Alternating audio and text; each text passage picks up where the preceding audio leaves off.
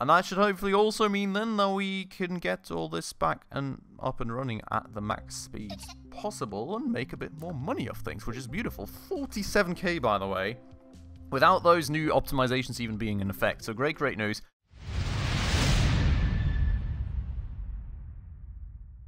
Alright everybody, hello and welcome back to another episode on Good Company with me, Spacefish, and welcome back to a very unusual part of the factory. We haven't been around here for quite a while now, and somehow we managed to move our character around here. I have got absolutely no clue what's happened, but somehow we're nicely and happily standing around down there, just checking out the shelves and everything. Don't ask me what the reasoning as to that may be and where Meep just came from, because I don't know where in the world my companion just came from. But we're going to go all the way back up to our research cave and actually get back to research, as we very much should be doing. And research, I guess that? Yes, we do still have some things out here, so we're going to research those. I'm really not sure what's happened there, but let's go simple circuit then and analyze away happily ever after and get that tune stuck there again. Very weird one. But in the last episode then, we actually took care of all this stuff. We had a bunch of things to actually clear up. We had to make cases, we had to move all these things over here, and we ultimately finally set up our robot production. Now we've even gone so far as to selling our first few robotic pipe cleaners in the last episode. Now today I guess it's going to be a bit our task to actually monitor this stuff, see what's going right, what's going wrong, if we have any shortages of things, and maybe even potentially explore if we can or should get a third assembly table into the mix eventually. Aside from that, I think it's also probably time to just look back at some of our products and we'll see if there's any market phases to advance, if we need to actually develop new products, and what's the overall status quo, because we've been busy on this production line now for so long that we probably should also check back on that. But with that said, before we start, if you enjoy the episode, definitely make sure to hit that like button down below, and if you're new around this channel and also want to stay around for future content, please make sure to hit that subscribe button right down below. I've currently got a very over-ambitious goal going of trying to hit 1k subscribers before the end of the year, so every single person truly does count and I would really appreciate it. That said though, and that out of the way, let's get right into things. So first things first, I think observing this was kind of a bit of a point when the last episode we had the revelation that while this should be working for us in terms of frequency match, we still are somewhat short on plastic parts somehow, because we have this employee down here working away at plastic parts. Now these are theoretically, let me double check the logistics connection, they are being split across the corner shelf and this stuff out here where we do need them for double battery stacks, which is quite important after all, because that's a part of the production. If we don't make those, we're gonna not make any final products and lose out on money. Now the thing is, we also need them down here, which is where we make the logic circuits, and in theory this should be very much stacking up in here and we should actually getting a bit of a backlog. But the longer I observe this, the more it feels as though we're not even really quite able to supply enough for the logic circuit production, which is quite the weird observation, given that the frequency of this guy should actually allow for both the production of these logic circuits and the production of these batteries. But my theory has been here that maybe it's just like the moving time that the employee needs between this shelf and the actual precision workbench, because for one he has to move and he also takes time actually retrieving goods from the shelf and putting them back in. So that's factors that we have not accounted for, of course, and I think it may have just been a bit too like last unit of product kind of optimization. Like, I think we kind of overdid the optimization basically, and we should honestly probably just go make another table out here. We're gonna do that. I don't want to be worried that much about things, and I think it's just better to at this point have a separate table with a separate employee that takes care of this stuff and hopefully manages to take a hold of the situation, because While I, of course, would like to save myself the cost for that one employee, I feel that in the end, it is better to just pay a bit more for one employee than actually have a major bottleneck in the production and sell way less products than we could be selling just due to a few plastic parts missing. So we're going to do that. The employee should be coming sometime soon. We're missing the logistics and connections, which is an issue, most certainly. This also here being a rather big issue, because that's not the way that that's supposed to work. I was actually considering to use a small shelving rack out here, but I do realize now that we don't really have the space in there, so we are going to go and give this guy his own shelving rack. Why not, you know? Question being, is this where he stands? I think so, right? So it's quite a hard to tell from like perspective kind of view and not being able to pan the camera, but I think it should be fine. We're going to move that over there then.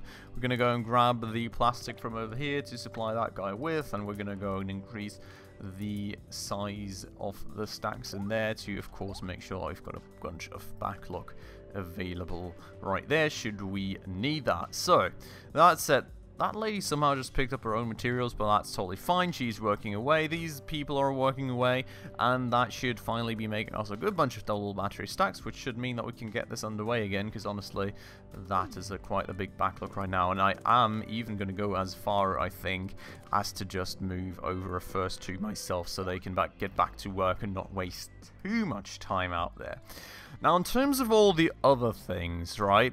The motors are very nicely stacked up. The cases are pretty decently stacked up. The single, I think it's honestly all quite fine. I mean, the logic circuits are the least of our worries, to be honest, because we have quite the overhang there in production, as you can see. Like, this whole shelving rack is full of them. But other than that, I don't quite know. You know, we'll have to see how things play out as this all gets back into full swing, given that we were short on the double battery stacks. But I feel quite confident that it's overall going to work out. Let's just have them work away a bit. I'm not looking to pause. I'm looking to go to a normal play speed. That's I don't know. That's somewhat confusing me, I have to admit, because that, of course, like if you do this, that changes to this play, like, confusing. Anyways, we're going to get things back to normal speeds then. And we are going to just casually move over. I'm not even going to, like, I think we're mainly going to look at the market overview for the time being. So, for a start, phase 7 is kind of as far as you can get with these phases, apparently. So, we're technically already there for the calculator, and we are at a point, I would say, where it seems like we want about 18 units in sales. We've got a good bunch of discounts available to us. We're selling at $1,002, and honestly, we can probably just progress to the next phase here and still sell at the same amount of money or a tad bit more and not really even care about it. Now, we're going to eventually go back to things, and I think probably our ultimate goal is going to be something like designing the perfect 5-star product for every line. Now, I don't think that that's necessarily going to entail all the crazy parts that you can research, because most of them, as far as I can see, for these market phases that we see in the very ultimate stages, would be absolute overkill and just not profitable. And as we do kind of want to maximize our profitability, that's probably not going to be a thing, you know. But I think we're going to progress the phase and go back down to a sales level of like 18. Which we get at 21% of a discount, which means we make $40 more a piece. So absolutely beautiful. We're going to keep things at that for the time being, and then we're going to look back and probably design a perfect in terms of 5-star rating product eventually to have like our ultimate perfect product for the max market phase, basically. Now, Pocket Computers seem to be very much the same situation. The one thing that's actually baffling me here right now is why we're going for 22 potential sales a week when we only make like 11, 13, 9, 14. I kind of am worried that we have a bottleneck going on there and that we should actually be making more. I think Pocket PCs we make up here. So the main question should probably be, why are we making that little, especially considering that we've got 3 assembly stations? He's missing batteries. There's no batteries available. Everything else is readily available. What is happening with the batteries? We're missing plastic parts. Oh no, is that the same story all over again? I think we have maybe oversaved on employee costs here, haven't we? Oh boy. It appears as though we have oversaved on employee costs. For a start, we're going to move this into there to fix our current shortages for a tiny bit of time. But it appears as though we've actually kind of oversaved. Unless I've just not got a connection going.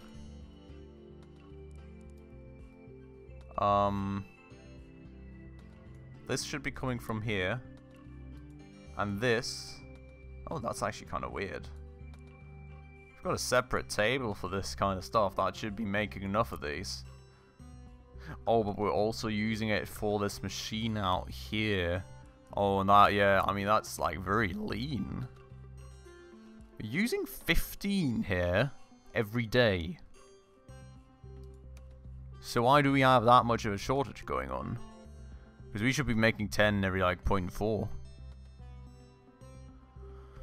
I guess. I mean, technically, yeah, but with the employee moving back and forth, I guess we're somehow just not really quite able to supply enough. Bottom line, we're really just somehow not quite able to supply enough, and we've got to change things. Especially given that she's got a bit of movement to do here between the shelves, and then she's got pickup times and everything. It's kind of the same story all over again, where we're just not really accounting for logistics time on her end in terms of moving back and forth between the shelf and that, and actually putting things into the shelf. So that's something I also, as a side note, that's probably something that's kind of really hard to gauge, given that we don't really know what the necessary time is. But we're gonna have to adjust for that here, and I don't want such a small part of the production to impede basically the entire rest of it. So we're just gonna go and get another table going like that, and that should hopefully work. The other thing I actually honestly kind of want to do is actually move this thing in line with that, because we're not going to have any issues with the space restrictions here, and maybe we can use that spot for something else eventually, you know, like a fourth assembly table. Who knows? Who really knows? But that should hopefully help here with things then, and actually get things back in line. And that should hopefully also mean then that we can get all this back and up and running at the max speeds possible and make a bit more money off things, which is beautiful. 47k, by the way, without those new optimizations even being in effect. So great news. I just spotted up here that we don't have an active research project, and I kind of think I forgot, because I'm pretty confident that just at the very end of last episode, our last research project finished. So let's go back to this. And we're going to pick something. Don't see when that's done, but I don't know. No, I think this was actually, I think we picked this. Anyways, the thing is, you know, we don't need any of this.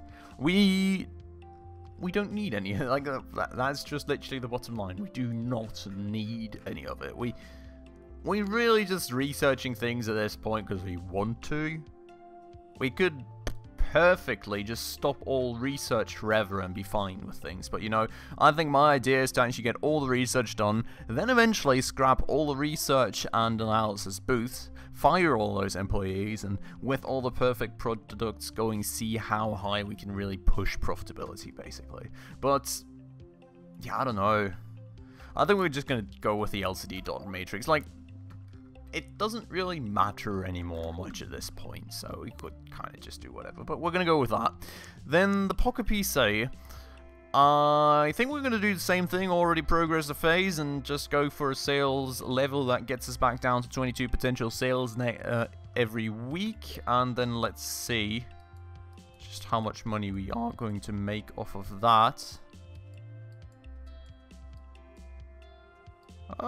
It does seem that we're making a little less.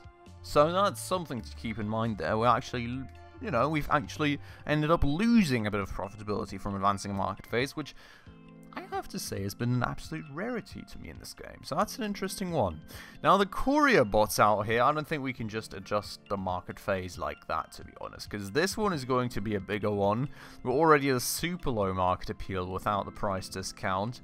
And if we were to move at another market phase, we would definitely need a more potent product. That said, I think we had made a good bunch of space in here. Yeah, through implementing some of these automation parts, which is a good thing, you know. That gives us some space to actually be a bit more flexible, and of course saves us some employee costs. So that would maybe be something to tackle in the near future then. I'm gonna just quickly look past that. In terms of the camera drone, we're also honestly not in the best sort of positions. Market appeal only 1.7. Potential sales every week 19. I have to say we are not quite hitting that all too happily either. So maybe also worth looking back at that. I mean, the robotic pipe cleaners, we're just gonna have to make more of for a start, but honestly, product with that market appeal, I mean, that's insane. Like, it's such a simple product in terms of what we even just need to put in, but yeah, it's insane. I do want to have a quick look here, just to kind of see if we are short on things, or if this is like just generally a bit slower, or what's going on. It seems as though in general the least available good would be the medium stepper motors. But it also does not seem as though they would really be slowed down by that fact. Maybe now? Yep. So there's like a slight shortage here. Not really a massive one, just a minor one. The question being kind of why? If we look into this spot out here, we seem to have a lot of small stepper motors, but we seem to be also falling short a bit in the mechanical parts side of things, which also is being resembled out here. And we could very much upgrade these workstations. Why I have not done that yet, I'm not sure, but we're most certainly going to do that. Thank you very much. We're actually going to upgrade all these workstations, to be honest, because it's like, okay, these we can't, but I can at least do the gears, because honestly, why not? Sure, it's an upfront investment, but like, we're not going to have any recurring costs from it, you know, and that should maybe actually go and boost this a good bit for us, at least that's what I'm hoping. Another interesting observation being the difference in amount of space here and there. Maybe we should lower the stack size for the metal and increase the stack size for the mechanical parts here. I think we're going to give that a try. So let me go and actually take out a stack of metal. And then we're going to give that a little bit of an overhaul. So this goes down by 1, this goes up by 1. Which allows this guy to work away a bit more at these things. And then going to have to find a place to actually put the metal. Not like that, of course. More like this, and then we have a spot right here. I think the rest we can somewhat squeeze in somewhere too, probably. Oh, clicked an employee accidentally. That was not very much appreciated by the game, but we're going to squeeze the rest in like that, and then hopefully this is going to help. I mean, we've still got an absurd amount of gears on top, so she's going to be fine, you know. And he's hopefully going to, I think, you know, this could have been the right way to go. That felt like it was the shortage we had out there, and it also feels like we may have been able to fix that, which is a very minor bottleneck, mind you, to actually even see and discover and work with, but I think that one may increase our profitability and selling frequency even more. In the meanwhile, the Pocket PCs have not picked up in terms of sales rates, which I don't like, and I would really like to know the reason why.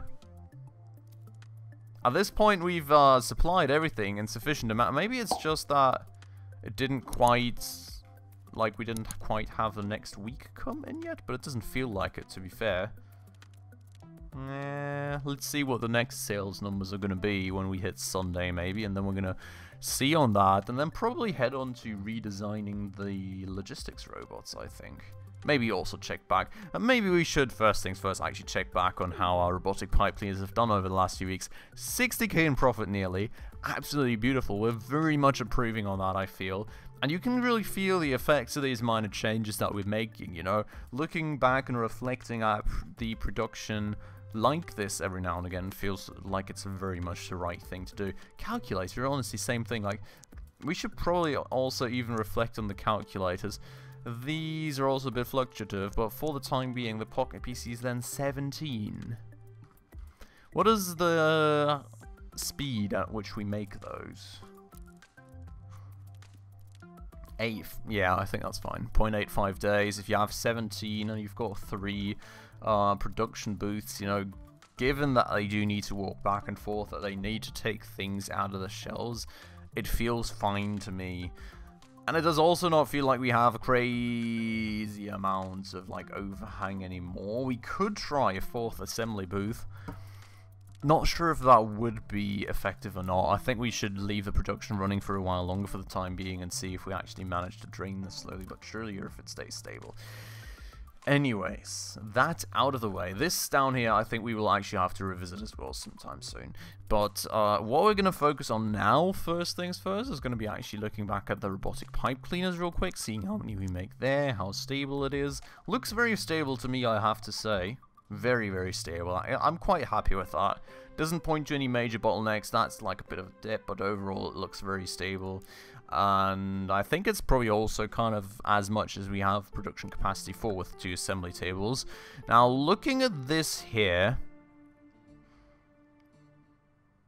I'm not quite sure. I don't think we could put a 3rd assembly table down at the moment. It feels as though the major bottleneck for that would be the cases?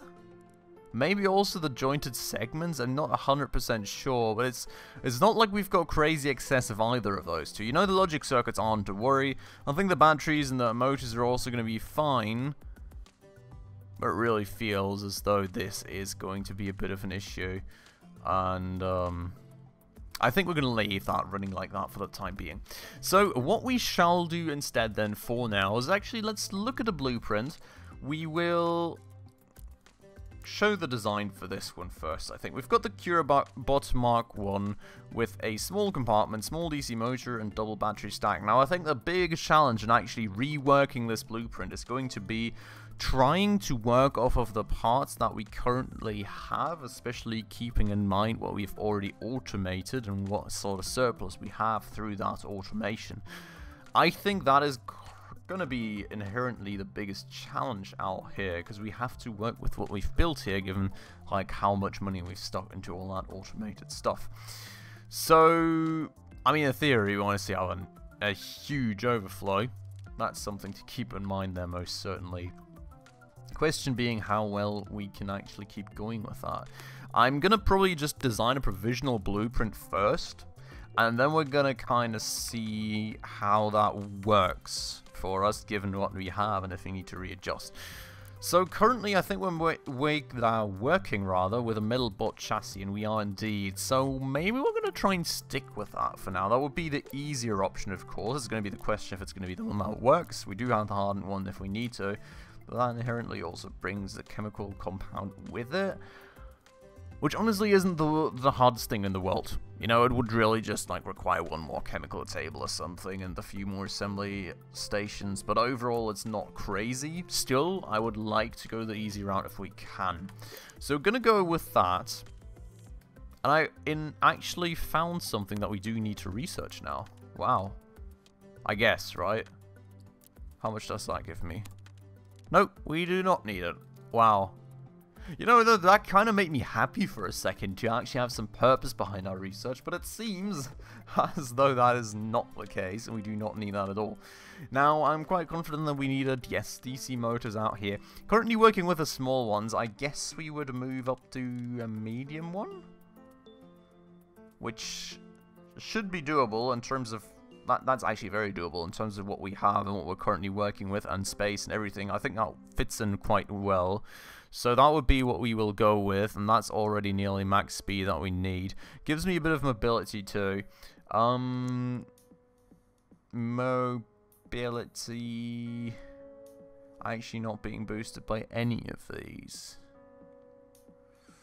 Huh. I mean, let's design the other parts first. Maybe we can keep the mobility at that. Battery life, 3.6. I think we're currently working with double battery stacks, right? So we could go... No, I think battery matrix. No, it's absolute overkill. This is actually spot on the quadruple stack. Honestly, very nice and easy to integrate. So we're going to go with that. Spot on 3.6. And then we have sound quality. So wait, those things speak with you now. That's interesting. The thing is, here we don't actually have anything of this, so that's something to keep in mind. I mean, the circuit board we could potentially automate. I don't know if there's any space to bring that in through conveyors. Maybe we could even automate it within that building.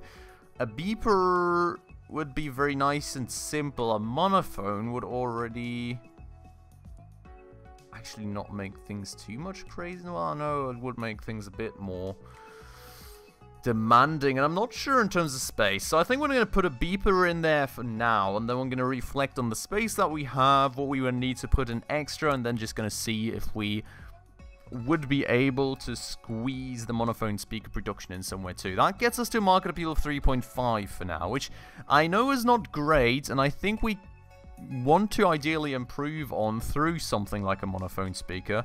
We can actually not fit that in any. No, we can actually fit. No, we can actually surely fit that in somehow.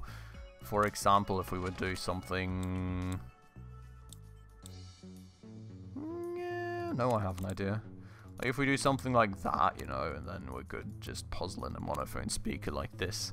That would get us to 4.0, which is still not perfect, but would be a good bunch of a boost, and I don't think it's actually worth it putting another motor in there to boost mobility for another 1 star. That's kind of doesn't feel too profitable to me. So I think that's the 2 options right there. We're going to start out with a beeper, and then we're kind of going to reflect on where we can go with this. One way or another, I think of a bit of a thought process still to be had there, and a bit of a reflection to actually do there still.